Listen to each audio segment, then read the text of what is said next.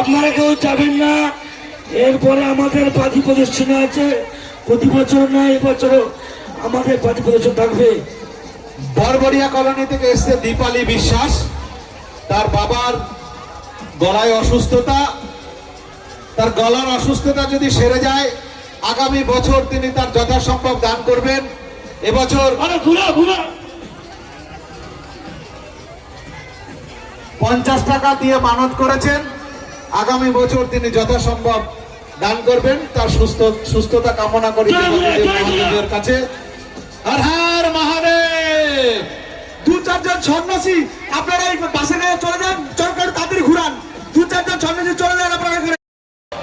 বরবরিয়া কলোনির সকল সন্ন্যাসীদের প্রচেষ্টায় চলছে পিঠে বর্ষি গেতে চরক।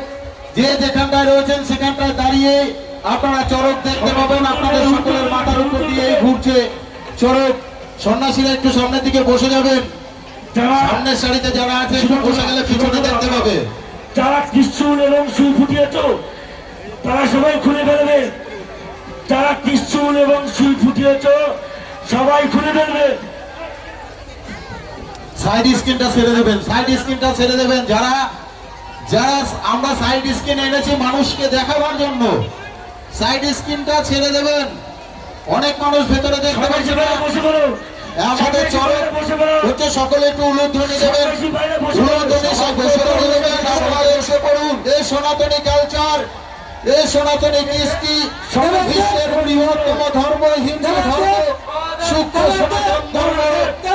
সেই সনাতন ধর্মের ঐতিহ্য আজ বহন করে নিয়ে বেড়াচ্ছে বরবরিয়া কলোনি চরক পূজা কমিটি।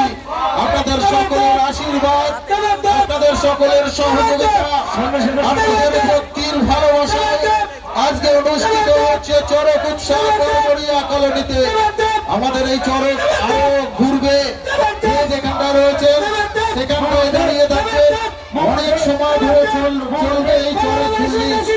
আপনারা কেউ তাড়াহুড়ো করবেন না। সকলের ভক্তি, সকলের আশীর্বাদ বরবরিয়া কলোনির চরকের সন্ন্যাসীরা, নিজেদের সন্ন্যাসীরাই 1 মাস ধরে উপোস করে আজকে আপনাদের সামনে চরক ঘুরছে। এর